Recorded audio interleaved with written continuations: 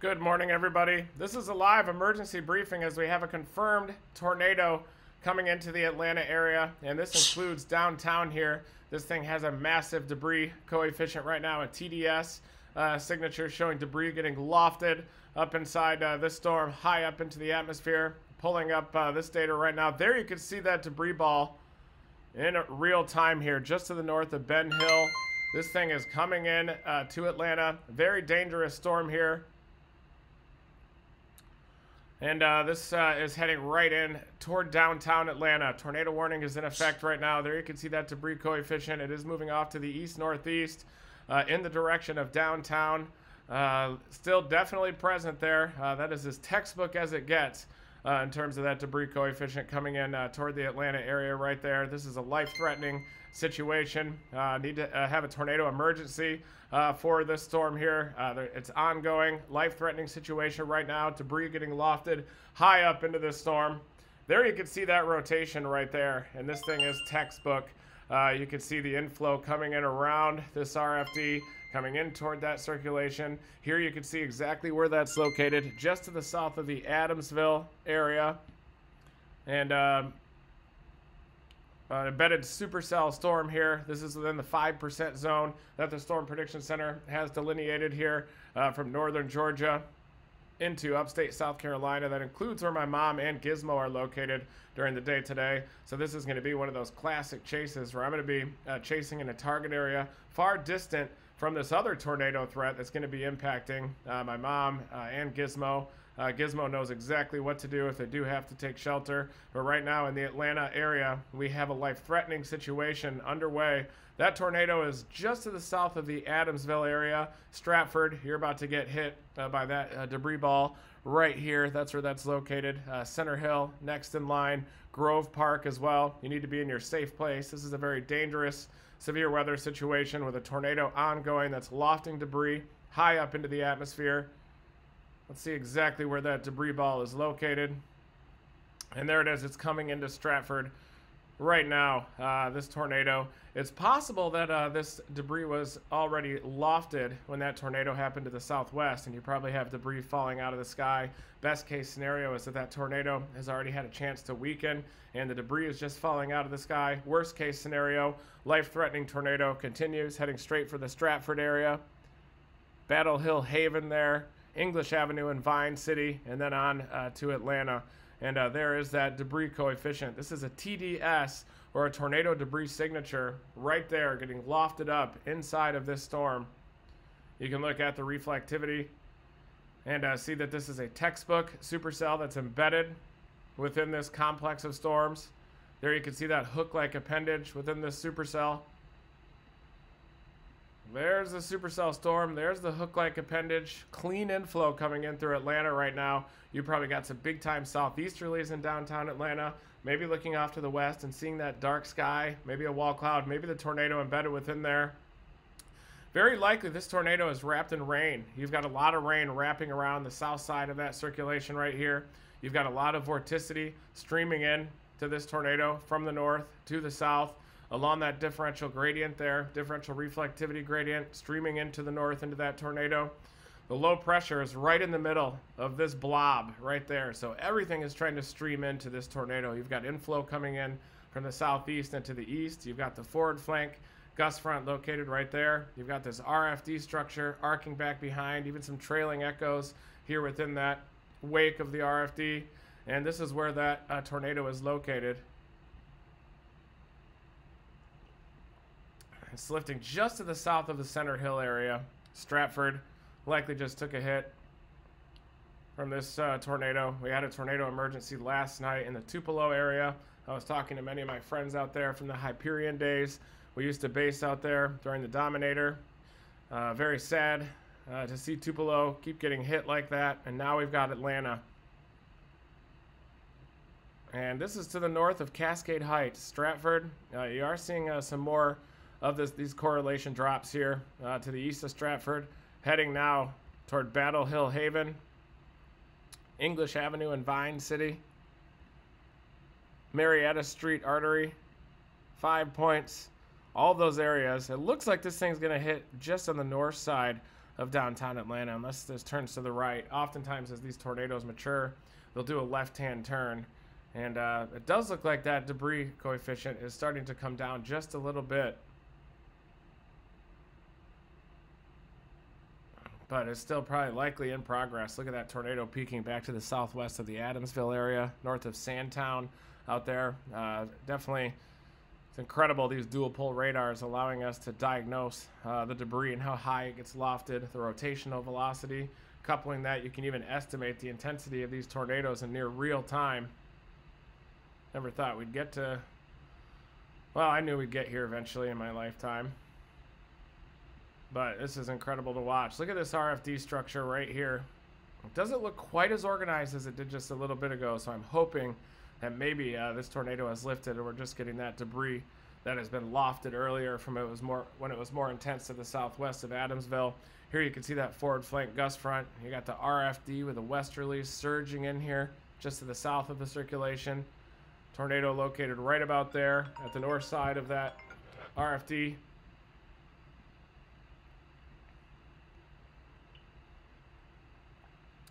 And I am doing a briefing on yesterday, a quick recap, and the new models that are flooding in right now. The 12Z models are coming in. We've got a massive enhanced risk area, anywhere from eastern Oklahoma up to southern Illinois along a front. Late night storms could develop in the Texas Panhandle, track all the way across North Texas with a big time hail and wind threat.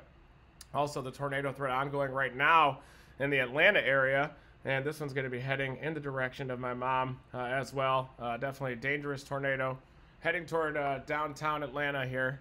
I am live on the Radar Omega app.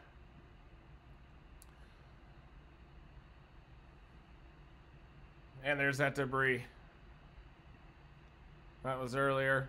Southwest of Adamsville. Can track this. It does look like the debris is getting a little bit less prominent, but it's still there. So this thing is likely still a tornado. Next, heading toward the English Avenue, Vine City area. There you can see that new tornado warning. North side of Atlanta. That includes Brookhaven and Decatur areas.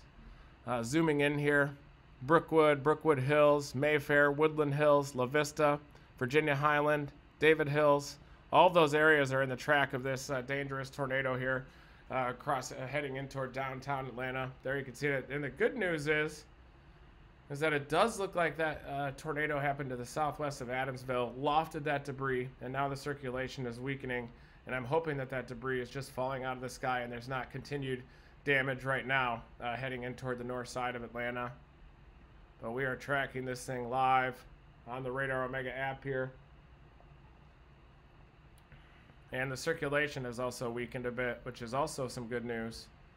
You can see the RFD bulging out right here. This is where the tornado would be located, and you still want to assume that that tornado is happening, heading toward English Avenue and Vine City there.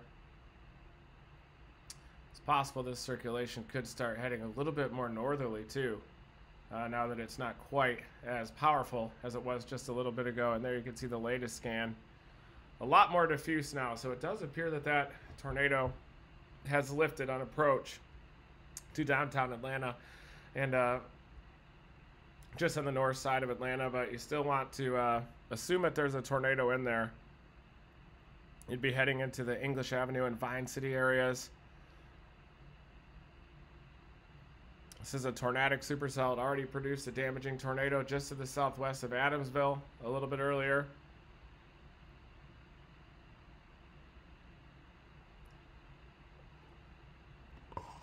Can also diagnose the environment that this storm is embedded within.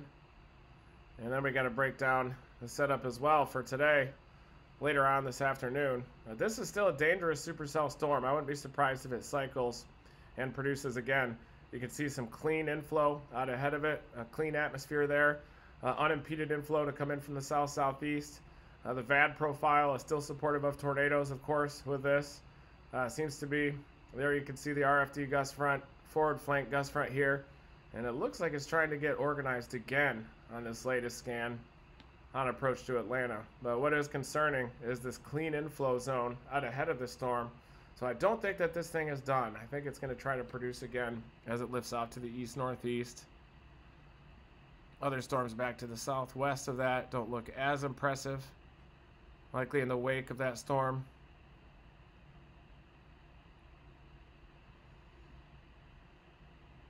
Looks like Don is heading south. There you can see Don Murray dropping south. Oh, no, he's stationary at the Radar Omega headquarters up there just north of that thing.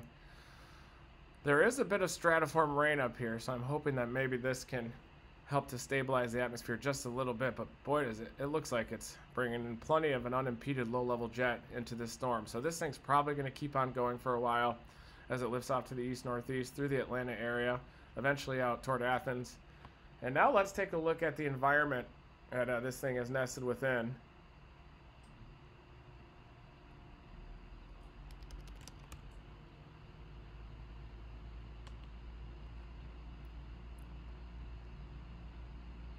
There's a tornado watch up there, still in effect.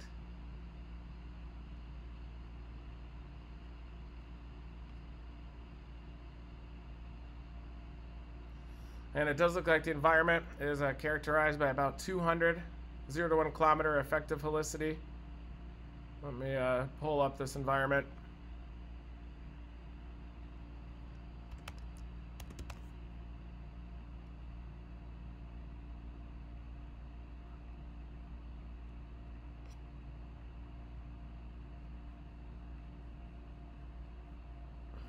So there you can see the environment that this storm is within. About 200 0 to 1 kilometer shear. Looking at the surface base instability. Not a lot of convective inhibition there. That includes all the way upstream across portions of South Carolina. Probably talking about 1,000 to 1,500 Cape. Southerly winds at 10 knots. You can look at the area just above the ground. You've got 40 knots out of the southwest there at 850. A lot of directional shear as well, going from southerly at 10 knots to southwesterly at 40, about a kilometer above the ground. And then we can look at that short wave. A little bit of a jet streak here now. You've got about 45 knots out of the west-southwest there. So I think that this is a pretty decent tornado threat today from northern Georgia into South Carolina as we're heading into the late morning, into the afternoon hours. And look at that. Storm goes right through upstate South Carolina there. That's going to be a potentially tornadic storm. It's going to impact Gizmo and my mom there. There you can see it, upstate South Carolina. Plenty of ample instability up there, and this is just one of those classic Kate. Look at that 0 to 1 kilometer storm relative helicity rising above 200 there across upstate South Carolina. So I do think that there is a very decent chance of a tornado threat. Well, obviously there's one happening right now in the Atlanta area, but then also upstate South Carolina later on this afternoon. That's at about 20 Z. Gradually the low-level shear is starting to boost as well across my target area, eastern Oklahoma into Arkansas. Looks like a later threat. Those storms are probably going to initiate at about 4 p.m. out there, 4 to 5 p.m. in eastern Oklahoma, track into western Arkansas, northwestern Arkansas. Giant hail is definitely going to be the threat out there, eastern Oklahoma into northwestern Arkansas. But boy, it almost looks more favorable today across this area in upstate South Carolina. I can tell you that right now. That looks like a pretty dangerous day. Let's take a look, go back to the tornado warning here in Atlanta, and then we're going to break down the setup for today as well. Looks like this potential tornado is just on the north side of Atlanta right now, heading back to the radar. There you can see that hook-like appendage down into the northern part of Atlanta. Tornado would be located right about here. It's a pretty tight gradient to the reflectivity as well. And you can see this inflow zone coming in from southeast to northwest. Decatur, you're experiencing some big time inflow southeast to northwest there.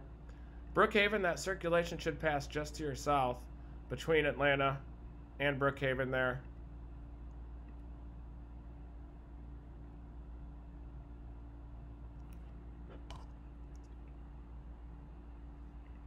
Circulation is ramping up once again as this storm has cycled to the north side of Atlanta. So a new tornado is trying to develop just to the southwest of the Mayfair area. You can see this large area of inflow starting to ramp up. Usually what happens is you get this storm relative inflow that will ramp up ahead of tornado genesis, and then you'll see that torque start to develop, and then you'll see that circulation tighten up. But this larger area, it's a large area of potential vorticity there when you get these very large gradients in velocity, differential velocities there. That's a lot of potential vorticity that can really tighten up into a strong damaging tornado, and we saw that happen just to the southwest of the Adamsville area. Right now, there's not a tornado on the ground, but one could produce at any time as this thing is cycling Mayfair, Druid Hills, La Vista area. And you can see that the good news is that I don't see a debris coefficient here in the north side of Atlanta, so that storm cycled on approach to downtown Atlanta, and then now it's lifting just to the northeast of downtown, trying to reinvigorate another circulation here northwest of Decatur, La Vista, Mayfair areas. Probably got a pretty ominous looking cloud base if you're looking to the west from North Decatur. Likely a Scuddy base as well. Probably some rain-wrapped circulations there, but you likely see an ominous sky looking off to the west at that circulation. That's a mesocyclone there. It's relatively broad now, but this thing does have a chance to tighten back up once again as it lifts off to the east-northeast, Clarkston area, North DeKalb, County Squire Acres, Idlewood Acres. You need to be in your safe place. I am hearing some damage reports coming in from South Fulton. Thank you, Ginger, for that. But yeah, there is the mesocyclone here. It's broad, but trying to reorganize. And the storm relative inflow is definitely on the increase as well to the southeast of that mesocyclone. So that certainly is concerning. This tornado warning continuing here just to the northeast of Atlanta.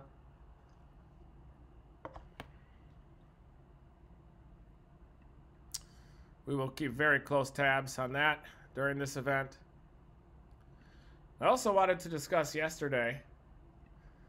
This is the significant tornado parameter new that's based on 0 to 500 meter wind shear. This was at about 6 p.m. yesterday as I was trying to figure out my plan of attack there. You guys are watching me live. So this is the blob here of the SIGTOR parameter. And one thing that happens, especially in the Mid-South, is you usually want to target the gradients of these, usually the leading nose of the significant tornado parameter. What happened here is you had a stout elevated mix layer coming in on the south side of this trough, ripping from southwest to northeast. I was chasing that convective line, dropping south from I-20. And remember the live yesterday, we could see that dry air sculpting the backside of that convective line. We could see some crisp bases off to the east. We also saw some new storms developing near the Jenna, Louisiana area, into central Louisiana, back into the core of this elevated mix layer. And I decided to cover that storm. I thought that the elevated mix layer advecting over top those upper 60s dew points was going to create a dangerous environment back there for that Jenna storm. It did produce a little tornado, but I should have targeted the nose of that EML as it ejected off to the northeast. That would have put me on the Yazoo City storm. That's why here in the Mid-South, you always got to get far east and let the event come to you. Then you can start to see these things play out. Instead, if you get back to the west, sometimes the outbreak will pass you by. And even though we did see a tornado with a Dominator drone in the air, that's what you got to do. Find that elevated mix layer, that dry pocket of air loft. We talk about this a lot given the El Nino conditions in the Pacific and the drought conditions in the southern Rockies and the Mexican plateau, leading to some stronger than usual elevated mix layers ejecting over top of this. And this was yesterday at 6 p.m. Significant tornado parameter there. This was my target area that I delineated the night before based on the low-level jet. I seem to be deviating away from my target areas as the outbreak progresses, trying to utilize my radar interpretation skills out there in real time, but you can see that the target area was centered right where that low-level jet changes from southwest at 35 knots to more of a due southerly direction ahead of that ejecting wave. Here you can see that elevated mix layer really well in the radar data in the pink. You can almost see that dry tongue of air, and you can see a little convection wrapping around its periphery. You can also see some less organized convection right in the core of that elevated mix layer, right where the arrows are located. Basically created as the dry air comes over top, that moist air at the low levels, steepening those lapse rates. But the best shear was right at the nose of that elevated mix layer as it ejected from the I-20 corridor in northeastern Louisiana toward Yazoo and then eventually up toward the Tupelo area where a tornado emergency happened last night. And in general, the RAP did a very good job. The HRRR did a great job with the evolution of that convection. I just decided to drop southwest toward that Jenna storm. More isolated. Almost a low-topped cold core type of a storm. And the variety of storm structures from north to south through this compact elevated mix layer. At the nose of the EML, you had a classic supercell, big wedge underneath it. One storm down, you had kind of a hybrid, an LP-looking storm, almost low topper, almost a cold core type of a storm that produced 3 tornadoes from north of Fayette through the Jackson area. And then you had my storm, an LP, complete LP out there. And let me see if I can pull up that really quick here and show you as I'm monitoring the tornado threat on the northeast side of Atlanta right now. And then we're going to get in and discuss the outbreak today. Another severe weather outbreak is going to be happening today.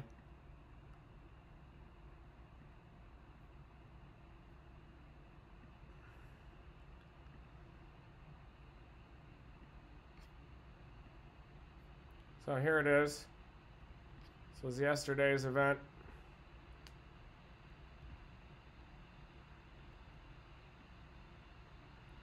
See a little tornado, a little bird fart on the ground there.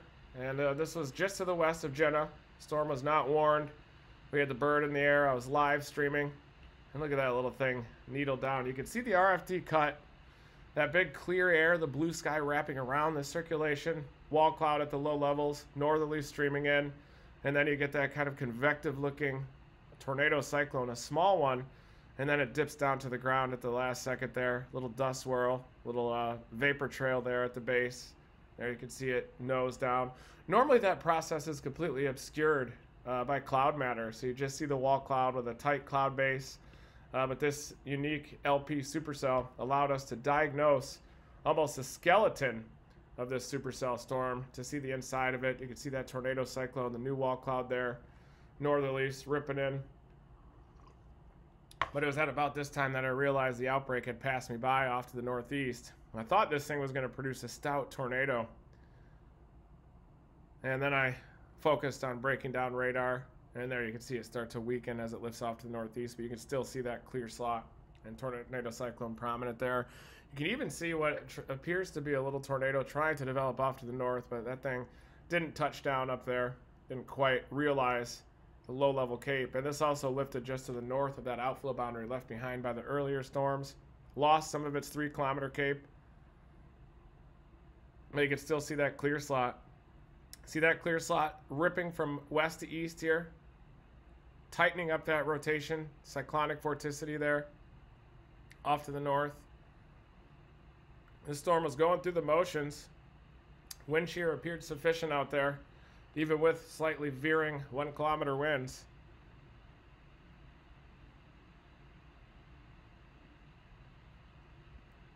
And here is that at about 6 p.m. The instability nose coming in from the southwest. See that? Into central Louisiana. That was near the core of that elevated mix layer. So this is the elevated mix layer punching in from the southwest. And right along just ahead of the nose of that elevated mix layer, notice how it's trying to back those surface winds to more of a south-southeasterly direction. That created incredibly favorable shear from the I-20 corridor up through Yazoo City, eventually up through Tupelo, and basically that storm just anchored right on the nose of that elevated mix layer as it ejected from southwest to northeast. And I played more in the core of the elevated mix layer, more of a Great Plains tactic back here, thinking that still the speed shear should be sufficient with a little bit more instability, 2,500 cape out there. But the elevated mix layer was probably too stout, and the outflow boundary left behind by those early storms, too recent, kind of carved out some of the low-level cape within that area, even though you have plenty of surface-based cape out here. What you couldn't see was this outflow boundary that was left behind.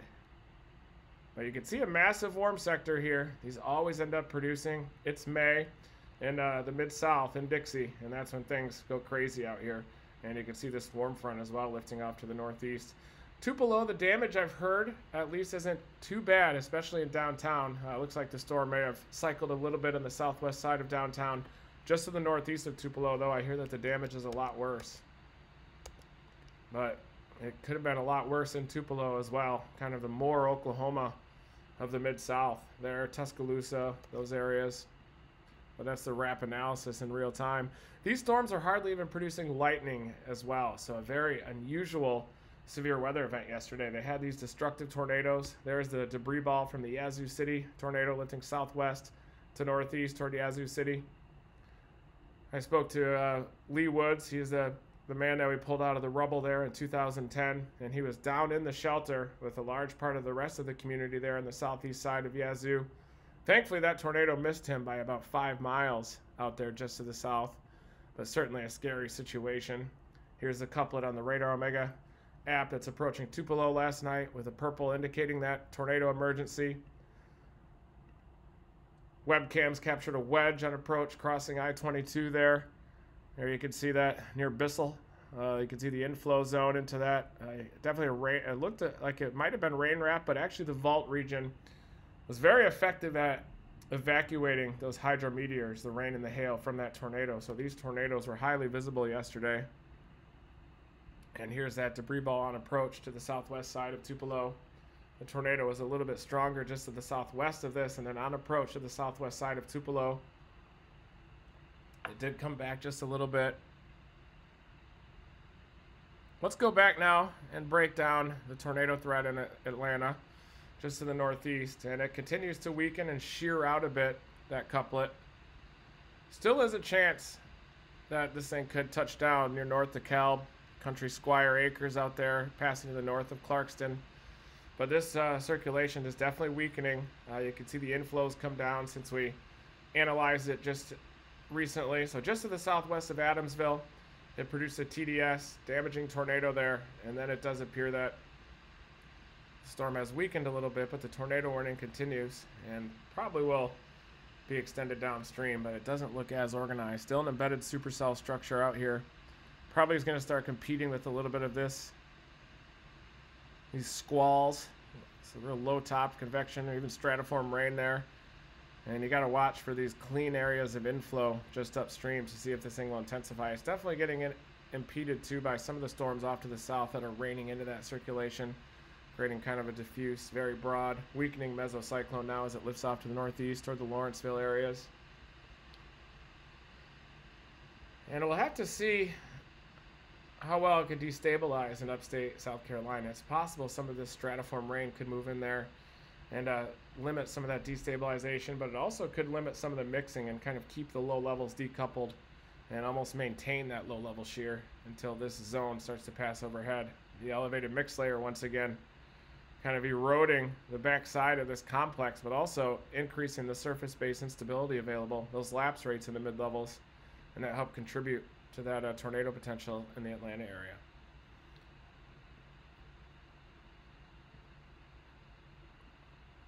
So now I do want to break down today.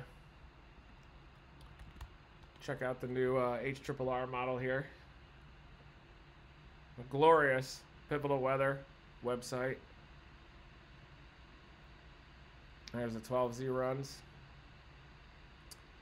This is this morning. It's got a surface low down into southwestern Oklahoma. Looks like snow at my apartment in Colorado. You can see the complex of storms off to the east, leading to that 5% tornado zone across northern Georgia. It's already verified down there. And here is this trough. This is the main trough, and it's still intensifying because you can tell it's got a lot of flow on the back side of this trough, so it's going to continue to deepen. Here's a short wave to the east that's leading to that tornado threat across northern Georgia into upstate South Carolina today. That's associated with a decent low-level jet as well of 40 knots out of the southwest. That led to the tornado threat there across northern Georgia. And now let's step forward to late afternoon. You start to get that low-level jet increasing across eastern Oklahoma. Still get a little bit of ridging, some anticyclonic curvature to that. But boy, upstate South Carolina still has that 40-knot low-level jet lifting up into the Piedmont there of North Carolina. Really, I should have kept going east, continue to target this tornado-producing system across northern Georgia and upstate South Carolina. And this is at 6Z. I don't think that the tornado threat is particularly huge with this system across eastern Oklahoma into western Arkansas because of the 15-knot 850 winds here, about a kilometer up. I think that the tornado threat is higher off to the east, it looks like, across upstate South Carolina.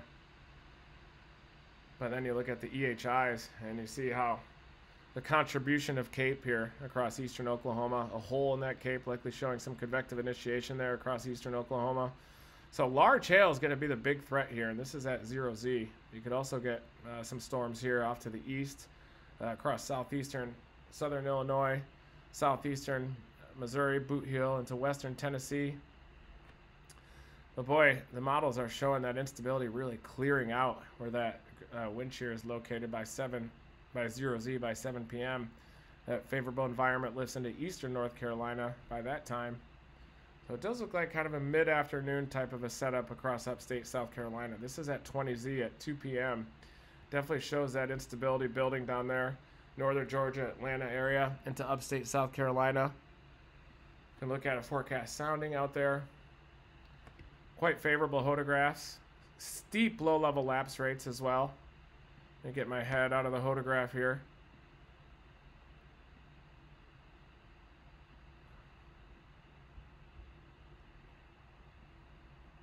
So look at that photograph. Southwesterly winds of 30 to 40 knots. That's creating a very favorable photograph across upstate South Carolina here. And with those very steep lapse rates, especially if those can materialize, as most of the short fuse models are showing, then that's a very favorable photograph for a tornado threat.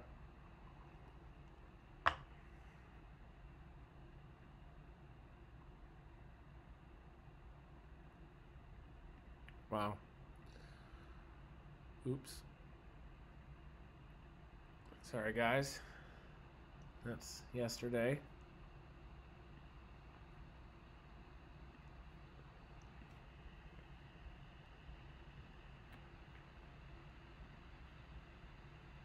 And at 20Z, you can really start to see that instability build with that front sagging into Oklahoma here.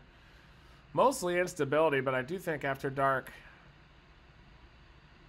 So I do think that this is going to be mainly a hail event out here, but with so much CAPE, you could definitely get a monster supercell out there and could certainly squeeze out every possibility out there. You can definitely get all hazards. Look at that dropping down into the DFW area. And this is at 0Z, so you've got storms in eastern Oklahoma down into North Texas. You've also got those hailers starting to develop over the southern Texas panhandle. You've also got some supercells erupting over southeastern Missouri, some across central Illinois as well. Some renegades out here across western Tennessee into northeastern Mississippi again. Areas hit last night. And this is at 0Z. Let's see when these things initiate out there in western Oklahoma, probably or eastern Oklahoma. It looks like about 5 p.m. So that instability just builds, loaded gun soundings. And then finally, those storms initiate at about 6 or 7 p.m. down into the DFW area.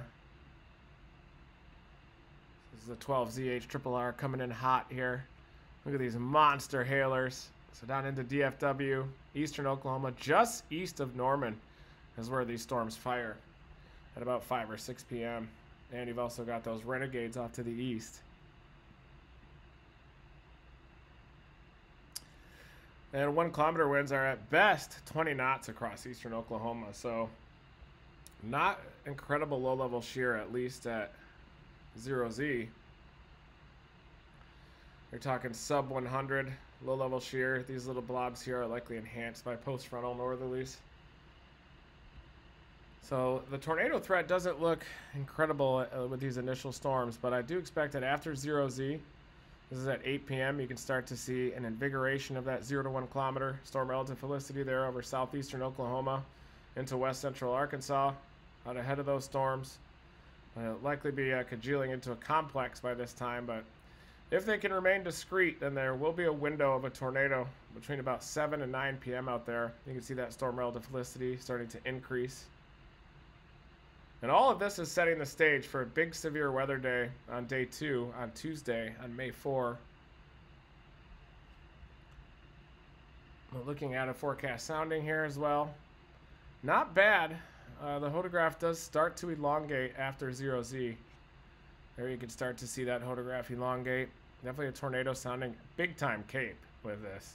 thick cape.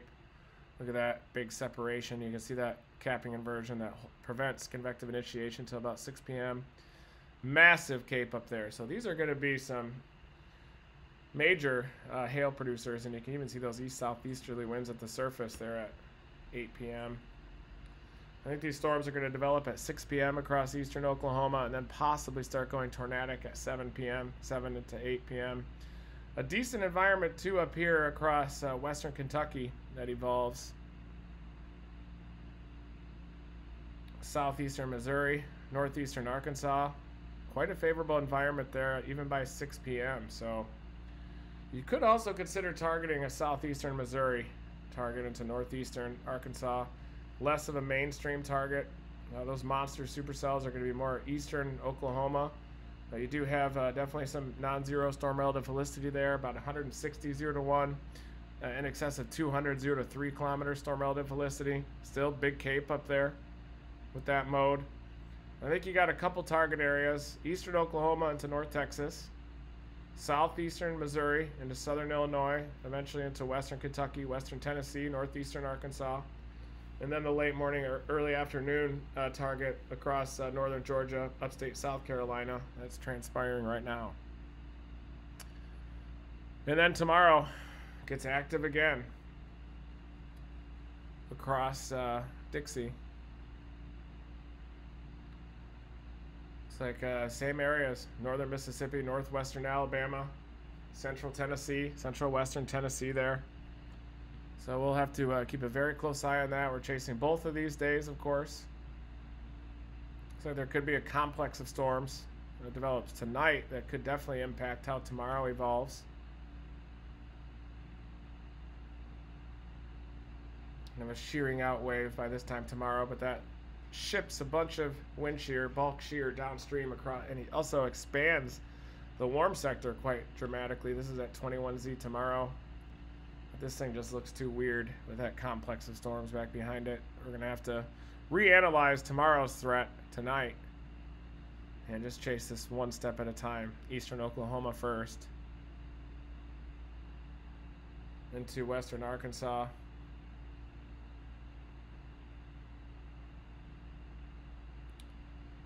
It's like a little mesolow. Little low there tries to lift from southwestern Oklahoma into southeastern Oklahoma along that front. Could locally back the winds a little bit, and you could have a little bit stronger of a low-level jet there develop earlier in the afternoon and the evening. So it is possible that you could squeeze out a tornado or two southeastern Oklahoma into western Arkansas. Good news is that that supercell northeast of Atlanta, that warning has been allowed to expire as we anticipated. So that's some very good news.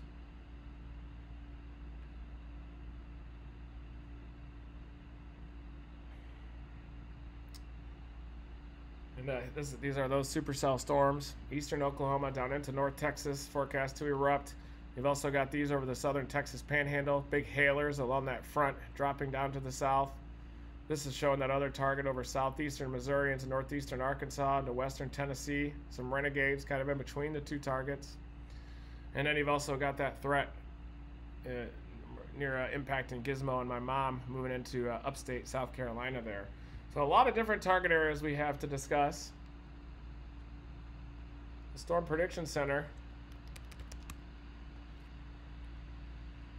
has an enhanced risk. They have a slight down for that mode impacting my mom, but both areas have a 5%. Probably could expand that 2% down into the DFW area. A large hail too. I'd expand that down into DFW as well. But eastern Oklahoma, just to the east of Oklahoma City, looks like that's where that threat of very large hail is the greatest. And with that short wave moving through northern Georgia into upstate South Carolina, not as much hail with that one. Didn't have it. We had zero hail, hardly any hail yesterday. I didn't see a single lightning strike out there with those storms. Almost like a hurricane meets high plains type of a setup with that stout elevated mix layer. Relatively low top storms. And you could hardly even classify those as thunderstorms, but could see a tornado too into central, even northern Illinois.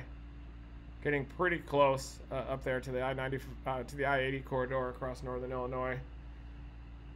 Definitely Interesting day ahead. A very active May, legendary potentially May here for severe weather. Looks like the long range, the second week of May, gets incredibly active as well for this tornado threat. So I do expect that we're going to make up for lost time during April and catch back up with that tornado count for the country.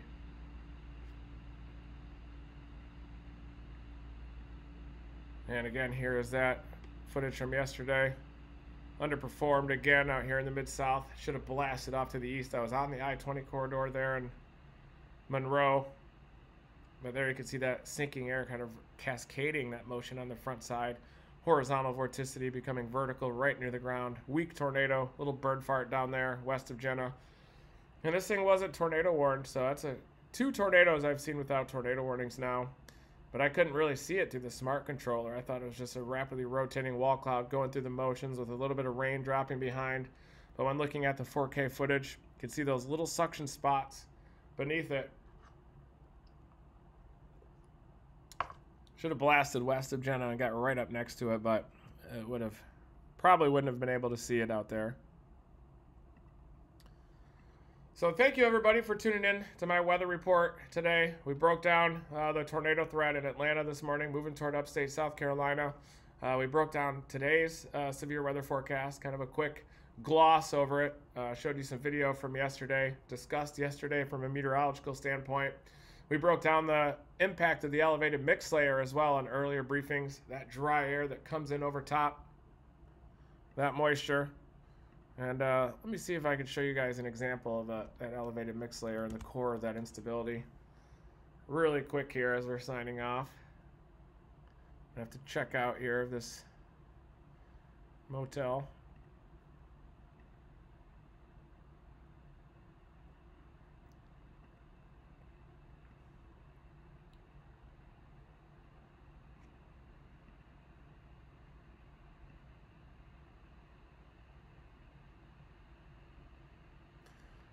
Okay.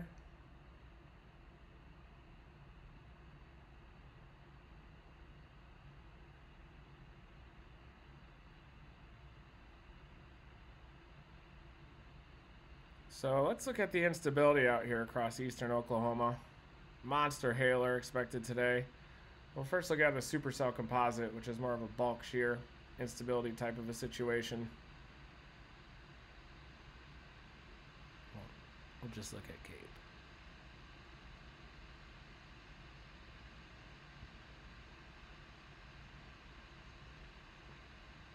Look at that Cape. 4,000 Cape Day, folks. Welcome to May. Red River region looks pretty interesting across southeastern Oklahoma. So let's pick a sounding here, 5,000 Cape. I'm going to show you that elevated mix layer. Not incredibly pronounced of one, but you can see that little wiggle. See the green line as I'm tracking it up there? That's that elevated mix layer as viewed on a sounding. So let me pull up this so I can annotate on it.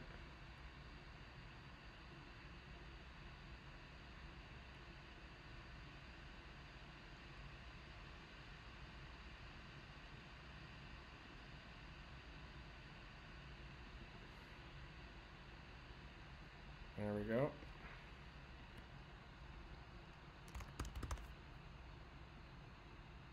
Oh, I see. I didn't even include it, so this will be good. So I did take that sounding right near the Red River. Here it is. To kind of just show you what an elevated mix layer looks like on a sounding. That green line is dew point. The red line is environmental temperature. And this would be the elevated mix layer right here, that dry slot. So this green line goes up, and the closer it is to the red line, that means higher relative humidity, temperature, and dew point. The green line's a dew point, red is temperature. And then when these lines separate like this, that means that the air is drier, lower relative humidity, or a dry slot. And usually the dry slot is around 3 or 4 kilometers. Sometimes it could be a little higher. Sometimes it could be a little closer. That Jenna storm, that elevated mix layer yesterday was probably just off the ground.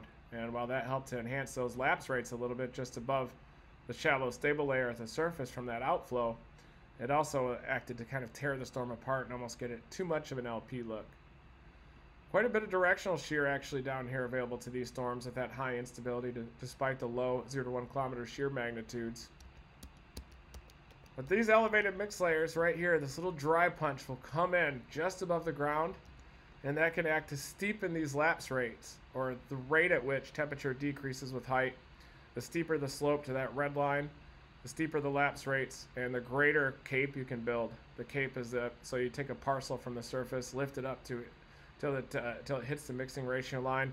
Then it follows the moist adiabatic lapse rate, cooling at 5.5 degrees Celsius per kilometer all the way up till it hits the top of the atmosphere. That's the equilibrium level up there.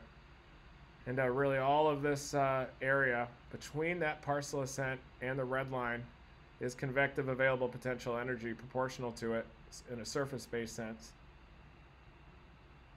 And in this case, since you have such an abundance of surface-based instability, the MU cape actually is equal to the surface-based cape here. That's where you get your greatest cape. Steep low-level lapse rates down here, an abundance of surface-based instability. So it looks pretty clear. I got to target southeastern Oklahoma, folks. Probably McAllister area. Big cape. Monster hail is going to be the early threat. Threat of a tornado as well. Could happen 7 to 9 p.m. out there with these storms. But I'm also monitoring the early to middle afternoon tornado threat in South Carolina that my mom's going to have to experience with Gizmo. And again, that tornado warning was allowed to expire. Here was what I was breaking down for you guys when I forgot to switch over.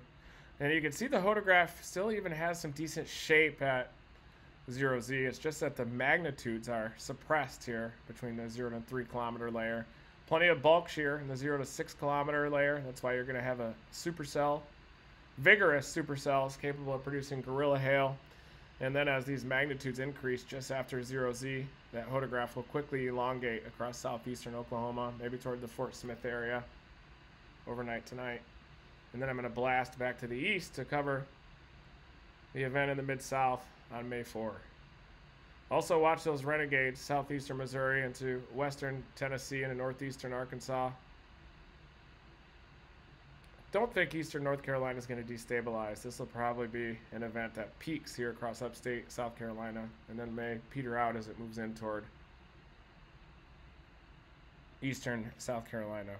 So thank you everybody for tuning in to my morning weather report. I'm going to hit the road. Got my Team Dominator shirt on today. Team Dominator weather stations are almost done. Mark is working on those up in Canada. Should be able to post a video of the display coming up later on this morning. Definitely sign up for those email updates. Team Dominator weather station well underway. Hoping to have that still out here for peak season. Maybe at least High Plains Insanity toward late May into June. And definitely send positive vibes to Gizmo and my mom. Gizmo knows what to do. So she'll take the lead when that tornado threat arrives in upstate South Carolina. Never stop chasing.